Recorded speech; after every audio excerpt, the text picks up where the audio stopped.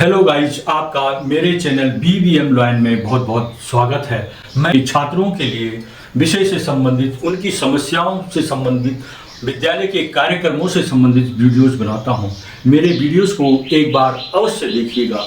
आपके सहयोग का आकांक्षी मैं भगवान सिंह जी। हेलो गाइज, आज से मैं विभिन्न प्रतियोगिता परीक्षा, छात्रवृत्ति परीक्षाओं हेतु मैं हिंदी के वीडियो बना रहा हूं, जिसमें ये जो छात्रवृत्ति परीक्षाएं होती हैं, कक्षा 8 के लिए NMMS परीक्षा, कक्षा 6 और 9 के लिए मुख्यमंत्री मेधावी छात्र प्रोत्साहन योजना, जवाहर नवोदय विद्यालय और अन्य इसी तरह की छात्रवृत्ति परीक्षाएं होती हैं समय समय पर। उन सब के लिए मैं हिंदी की वीडियोस बना रहा हूं। इस क्रम में मैं हिंदी की वीडियो का जो टॉपिक है आज, वर्ण विचार व वर्तनी विवेक, इस पर आज हम विचार करते हैं। वर्ण की परिभाषा, भाषा की वह सबसे छोटी इकाई जिसके और टुकड़े नहीं किए जा सके, वर्ण कहलाती है। वर्ण भाषा का आधार होते हैं जिनसे शब्दों की रचना होती है। उदाहरण, किसान, जिसमें क के नीचे हलंत कर दिया, का धन ई धन शौक हलंत धन आ धन न हलंत धन अ। किसान शब्द 6 वर्णों से मिलकर बना है। अब इनके और टुकड़े करना संभव नहीं। तो इसका क्या हो गया? वर्ण की परिभाषा हो गई, भाषा की वह सबसे छोटी इकाई जिसके और टुकड़े नहीं किए जा सके, वर्ण कहलाती है। अब वर्णमाला किसे कहेंगे? माला माने समूह, वर्णमाला, वर्णमाला, वर्णों का समूह वर्णमाला कहलाता है। वर्णों के भेद, वर्णों के 2 भेद होते हैं, एक होता है स्वर और दूसरा होता है व्यंजन।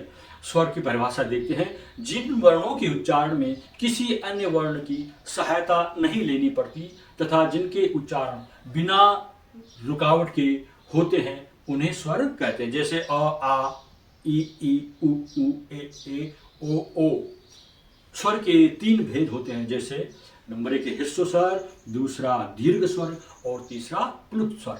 ह्रस्व स्वर में होगा जिन वर्णों के उच्चारण में बहुत कम समय लगता है, उन्हें ह्रस्व स्वर कहते हैं। इनकी संख्या 4 है, अ, ई, उ, ऋ।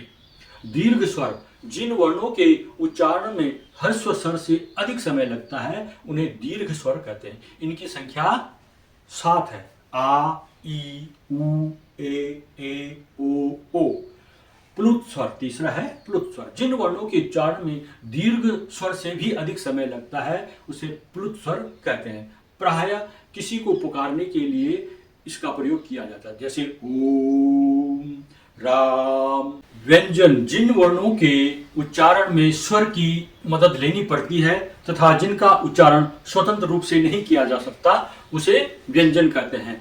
जैसे क, ख, ग, घ। इस क हलंत है और अ इसमें स्वर है, तो क, ख में इसी प्रकार से ग, इस तरह से इसका उच्चारण होता है। उच्चारण के आधार पर व्यंजन के प्रकार भेद। नंबर 1 है स्पर्श व्यंजन। जिन व्यंजन वर्णों के उच्चारण में हवा मुंह के विभिन्न भागों को स्पर्श करती हुई बाहर निकलती है, उन्हें स्पर्श व्यंजन कहते हैं। जैसे क, ख, ग, घ, ग, च, छ, ज, अ, ट, ठ, ड, ढ, न, त, थ, द, ध, न, प, ह, ब, भ, म। इनकी संख्या 25 है। उसके बाद है अंतःस्थ व्यंजन। जिन व्यंजनों का उच्चारण करते समय जीभ मुंह के किसी भी भाग से पूरी स्पर्श नहीं करती है और न ही स्वरों के समान स्वतंत्र रूप से बाहर निकलती है, उन्हें अंतस्थ व्यंजन कहा जाता है। इनकी संख्या 4 है, या, र, ल और व। ऊष्म व्यंजन जिन व्यंजनों के उच्चारण करते समय हवा मुंह से रगड़ खाकर ऊष्मा उत्पन्न करती है, उनको ऊष्म व्यंजन कहते हैं। इनकी संख्या भी 4 है, श, श, श और ह। संयुक्त व्यंजन जब 2 या 2 से अधिक व्यंजन परस्पर मिलते हैं तो उसे संयुक्त व्यंजन कहते हैं, जिन्हें स्वतंत्र रूप से प्रयोग किया जाता है। जैसे ज्ञानी का ज्ञ है, ज्ञ ज और अ को मिलकर बना हुआ है, ज और अ को मिलकर बना हुआ है। स्र, श हलंत और र को मिलकर बना हुआ है।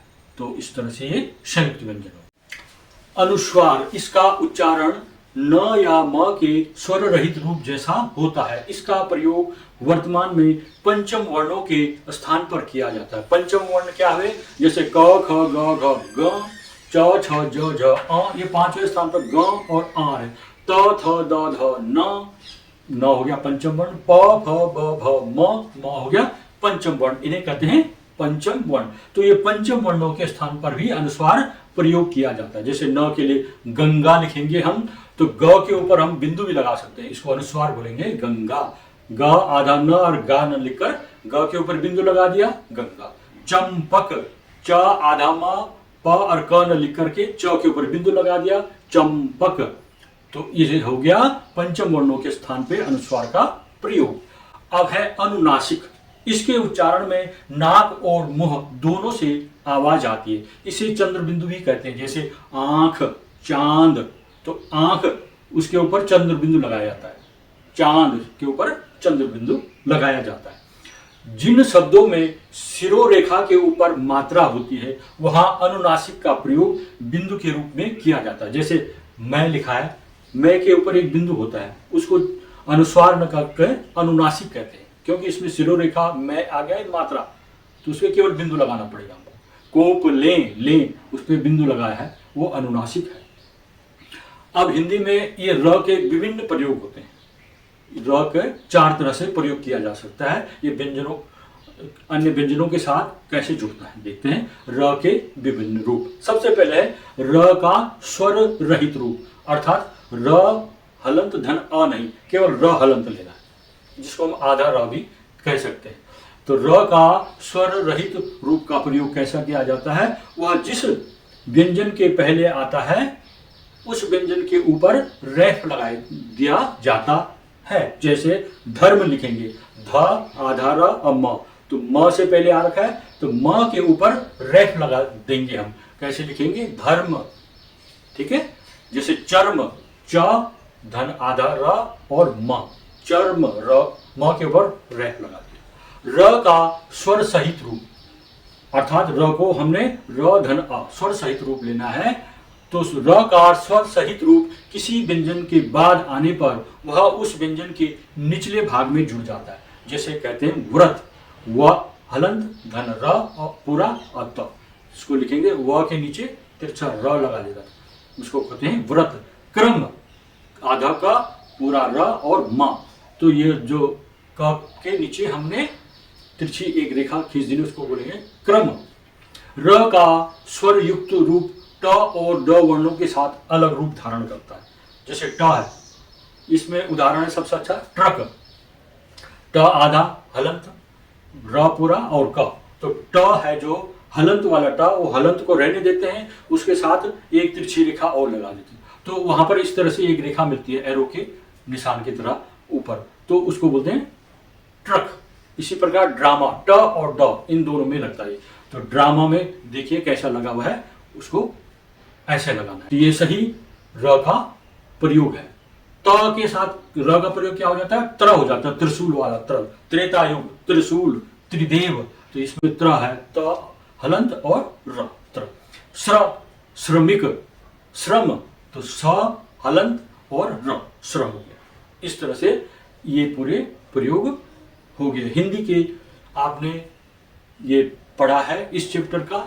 अब हम इस चैप्टर में जो इससे संबंधित प्रश्न प्रतियोगी परीक्षा में आ सकते हैं उनका अभ्यास करेंगे। मेरे चैनल को सब्सक्राइब कीजिएगा। अगर आपको ये वीडियो पसंद आ रही है तो आप वीडियो को लाइक कीजिएगा, कमेंट कीजिएगा और इसको शेयर भी कीजिएगा। अगर आप इस चैनल में नए हैं तो मेरे चैनल को सब्सक्राइब भी कीजिएगा। धन्यवाद।